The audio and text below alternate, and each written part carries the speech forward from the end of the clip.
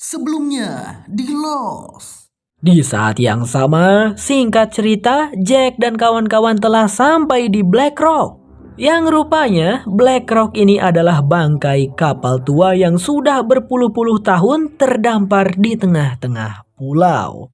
Ini adalah channel Malfest, menghadirkan alur cerita yang sangat the best, bisa menghibur dan menghilangkan stres. Yang belum subscribe ya subscribe dulu guys.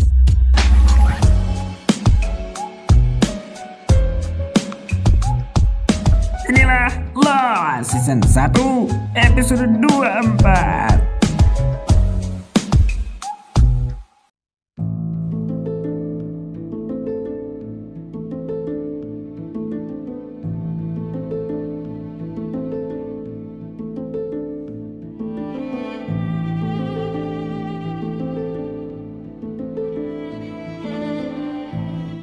Scene berfokus pada Jack dan kawan-kawan. Kok bisa ada bangkai kapal di tengah-tengah pulau? Mungkin tersapu kemari saat terjadi tsunami, ungkap Bang Arjo. Daniel berkata dinamit itu ada di lambung kapal, lalu dia pamit pergi karena Daniel sudah membantu menemukan dinamitnya. Setelah Daniel pergi, Bang Arjo yang katanya mau membantu mengamankan bom malah memutuskan untuk tidak ikut masuk ke kapal. Karena menurutnya bangkai kapal tersebut sangat mengerikan. Takut banyak juri, kata Bang Arjo. Harley juga ikut menunggu di luar bersama Bang Arjo. Sementara yang memasuki bangkai kapal itu Jack, Mr. Locke, dan Kate.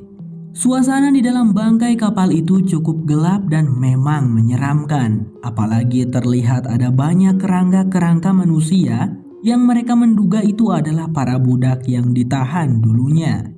Singkat cerita, mereka pun menemukan peti yang berisikan dinamit itu. Kate hampir saja akan membukanya dengan pickaxe, namun Jack menghentikannya dan menyarankan agar mereka membawa dulu peti berbahaya ini keluar. Di luar sana, Bang Arjo dan Harley terlihat sedang ngegosip ngomongin tetangga. Tiba-tiba Arjo kaget ketika melihat Mr. Locke dan Jack hampir saja membawa peti berisikan dinamit ke tempat yang panas. Kata Arjo, jika dinamit berada di suhu lebih dari 30 derajat, maka nitrogliserinnya akan meleleh dan meledak. Arjo menyuruh semua orang untuk menjauh. Lalu dengan keterampilannya, ia pun membuka peti itu, lalu mengambil sebiji dinamit sambil meminta Kate memberikan kemejanya. Arjo lalu membasahi kemeja Kate dengan air comberan, kemudian membungkus dinamit itu dengan perlahan. Arjo bilang cukup membawa satu saja karena akan sangat berbahaya jika... Wih, kaget saya guys.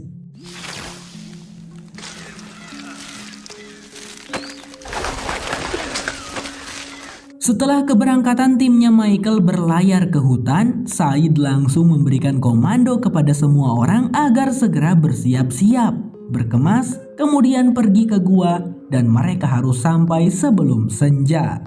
Karena Daniel mengatakan bahwa The Others ini akan sampai ke tempat mereka di waktu senja. Mungkin The Others ini anak indie. Tak lama kemudian, Charlie datang menemui Said. Dengan muka panik, Charlie meminta Said memberikan satu pistol kepadanya. Ia tahu Jack sudah memberikan koper persenjataan kepada Said. Jadi Charlie ingin satu karena ia ingin melindungi Claire serta bayinya Claire. Tapi Said tidak mau memberikannya begitu saja. Charlie, kalau kamu khawatir dan cemas sama Claire, mending sekarang bantu Claire berkemas dan bersama-sama berlindung ke gua, ucapnya Said. Setelah selesai dengan Charlie, terlihat Said yang menjumpai Shannon yang kala itu tampak kesusahan karena membawa banyak barang. Diketahui Shannon ternyata malah membawa juga barang-barang Bun, kakaknya. Shannon menangis dan Said di sana menenangkan wanita itu serta mengatakan akan membantu Shannon untuk membawanya. Beberapa saat kemudian, saat orang-orang sudah pada pergi, Claire masih kebingungan bagaimana caranya membawa bayinya serta barang-barangnya juga. Namun Charlie datang membawa solusi. Ia berhasil menemukan selimut yang bisa digunakan untuk menggendong bayi Claire. Tapi tiba-tiba saja Daniel datang dengan keadaan panik sambil menanyakan di mana Said. Charlie yang berpikir mungkin ada suatu hal gawat terjadi pada timnya Jack segera pergi untuk memanggil Said. Setelah kepergian Charlie, entah mengapa Daniel yang panik menjadi tidak panik lagi. Wanita itu malah menanyakan siapa nama bayinya Claire dan bolehkah Daniel menggendong bayinya Claire?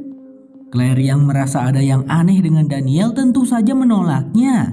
Dan ketika Claire melihat ada bekas luka di tangannya, ia pun teringat momen yang ternyata dirinya lah yang sudah melukai tangannya Daniel dengan mencakarnya. Claire bingung kapan itu terjadi. Apakah ketika Claire diculik oleh Ethan? Apa jangan-jangan Daniel ini konconya Ethan, teman-teman? Di saat yang sama, Charlie berhasil menyusul Said yang belum pergi jauh lalu memberitahu bahwa Daniel mencarinya. Tapi saat itu juga mereka mendengar suara orang minta tolong. Charlie dan Said langsung bergegas dan mendapati Sunhwa yang meminta tolong. Karena terlihat Claire tidak sadarkan diri dengan kepala yang berdarah. Namun tak lama kemudian Claire siuman dan langsung histeris. "Wanita gila itu membawa bayiku!" teriaknya. Charlie yang merasa syok tak bisa mengendalikan emosinya dan sempat memukul wajahnya Said dengan keras. Charlie menyalahkan Said yang telah menuntun Daniel kemari. Said gercep langsung menghentikan amukan Charlie dan meminta pemuda itu untuk tenang. "Kau mau saling menyalahkan dan membuang waktu, Charlie? Lebih baik kita bergegas menyusul si Daniel. Karena aku tahu kemana wanita itu hendak pergi," jelas Said.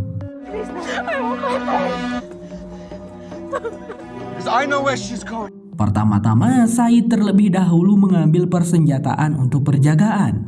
Menurut Said, si Daniel pasti akan pergi ke sumber asap hitam. Said menyimpulkan bahwa Daniel pasti mencoba untuk menemui The Others. Dengan membawa bayinya Claire, Daniel pasti berniat menukarkannya dengan anaknya, yaitu Alex. Mendengar itu, Charlie semakin geram sama Daniel. Tapi Said meminta Charlie untuk tetap kepala dingin dan tidak boleh menghakimi Daniel.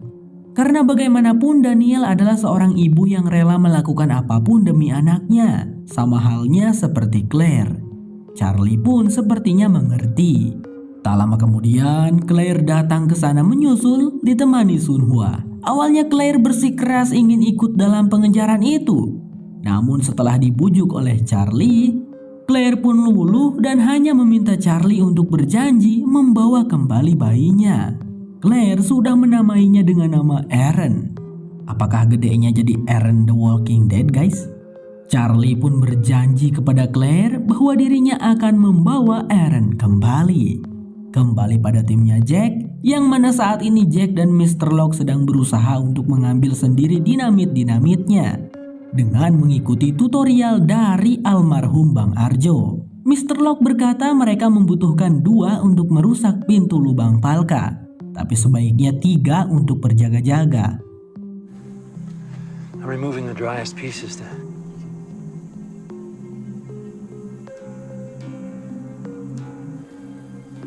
Got nailed.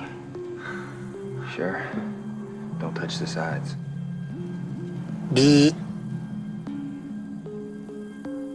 Sedangkan Harley terlihat kena mental, teman-teman. Lagi-lagi dirinya merasa bahwa ini pasti adalah karenanya. Karena dirinya yang membawa sial. Namun di situ Kate menenangkan pria itu dan berkata kalau yang terjadi pada Bang Arjo adalah kecelakaan. Ya, kata-kata itu seperti yang selalu Harley dengar. Beberapa saat kemudian ketika Jack dan Mr. Locke sedang mempersiapkan dinamit-dinamit itu untuk dimasukkan ke dalam tas, Mr. Locke nyeletuk begini. "Jack, sepertinya lebih baik kita membawa 6 dinamit. Kau dan aku membawa masing-masing 3 biji untuk berjaga-jaga," ucap Mr. Locke. Jadi jikalau ada salah satu dari mereka yang meledak, masih ada cadangan gitu. Jack setuju, namun di sana Kate malah menawarkan diri ingin membawa salah satunya. Nawarin dirinya maksa lagi, meskipun Jack bilang jangan. Tapi Kate tetap kekeh ingin bawa. Karena tak mau melihat kegaduhan yang sia-sia, Mr. Locke lalu mengusulkan untuk mengundinya. Dan setelah diundi, ternyata yang harus membawanya adalah Mr. Locke dan Kate. Jack terlihat bete. Mungkin Jack peduli dan sayang sama Kate.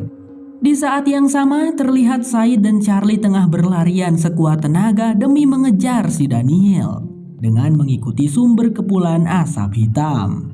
Namun setelah berlari cukup lama, Charlie kelelahan dan mereka pun beristirahat sejenak tepat di tempat pesawat jatuh yang ditemukan Mr. Locke dan Boone.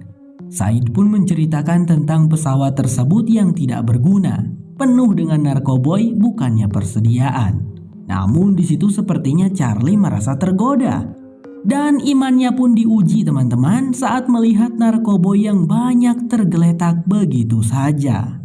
Si Charlie ini kan mantan narkoboyers. Ayo kita lanjut lagi, ucap Said. Singkat cerita, packing sudah selesai. Jack dan tim akan segera kembali dan langsung menuju ke lubang Palka. Mr. Locke memberikan rencana dalam perjalanan mereka harus jaga jarak. Jadi jika Mr. Locke atau Kate ada yang meledak, yang lainnya tetap aman.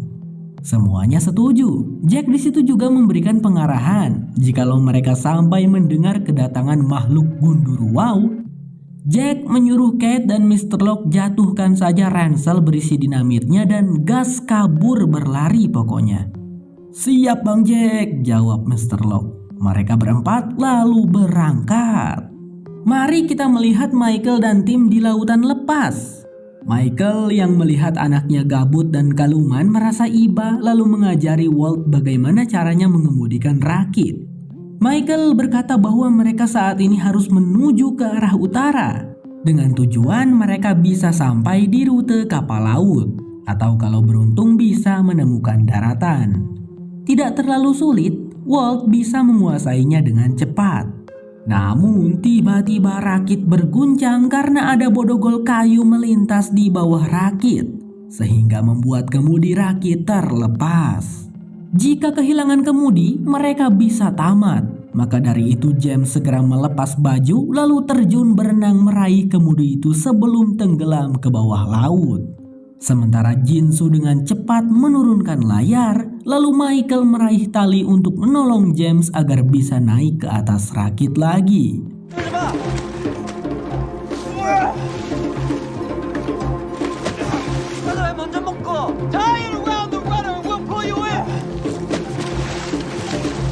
Untungnya James berhasil selamat dan kemudi rakit pun juga terselamatkan.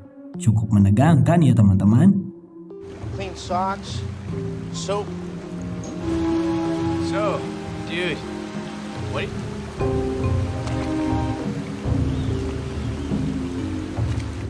Ngeri-ngeri sedep lihat timnya Jack jalan pulang sambil bawa dinamit. Itu tisoledat sedikit gubrak, wah meledak teman-teman. Los bersambung. Kalau kamu suka dengan channel ini jangan lupa pencet subscribe-nya ya teman-teman. Sampai jumpa lagi di episode berikutnya. Bye-bye.